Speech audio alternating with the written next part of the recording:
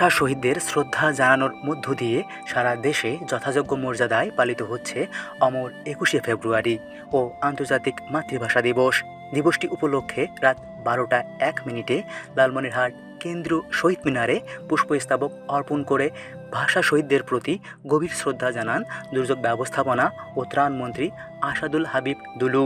এ সময় জেলা প্রশাসক, পুলিশ সুপার, বিভিন্ন সরকারি দপ্তর প্রধান, জেলা বিএনপি সহ বিভিন্ন শ্রেণী পেশার মানুষ শ্রদ্ধা জ্ঞাপন করেন। দিবসটিকে ঘিরে কিশোরগঞ্জ গুরুদয়াল সরকারি কলেজ মাঠে নবনির্মিত কেন্দ্রীয় শহীদ মিনারে সর্বপ্রথম শ্রদ্ধা নিবেদন করেন কিশোরগঞ্জ ১ আসনের সংসদ সদস্য অ্যাডভোকেট মাজহারুল ইসলাম।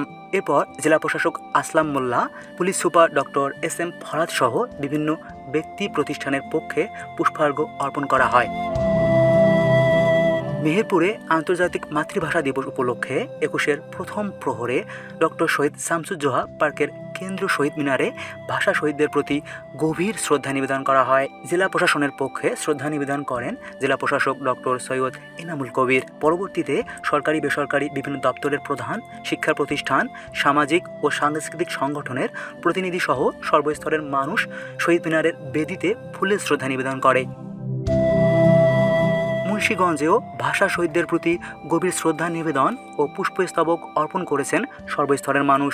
শহরের কাছারিঘাট এলাকায় কেন্দ্রীয় শহীদ মিনারে প্রথম পুষ্পস্তবক অর্পণ করেন মুন্সিগঞ্জ ৩ আসনের সংসদ সদস্য মোহাম্মদ কামরুজ্জামান রতন, জেলা প্রশাসক সৈয়দা নূরমহল আশরাফি ও পুলিশ সুপার মোহাম্মদ মিনাজুল আলম।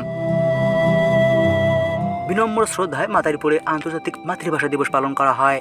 এ উপলক্ষে মাদারীপুর সরকারি কলেজ মাঠ শহীদ মিনারে পুষ্পস্তবক অর্পণ করে শহীদদের শ্রদ্ধা জানানো হয়। এ সময় জেলা বিএনপির সদস্য সচিব ও সংসদ সদস্য জাহানদার আলী জাহান এবং জেলা প্রশাসনের পক্ষ থেকেও পুষ্পস্তবক অর্পণ করা হয়। আমরা সকালে শহীদদের স্মরণ করতে এসেছি।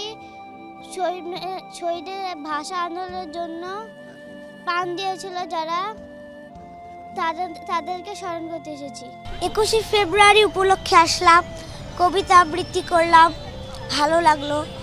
শহীদ দিবসে আসলাম, শহীদ মিনারে ফুল দিলাম।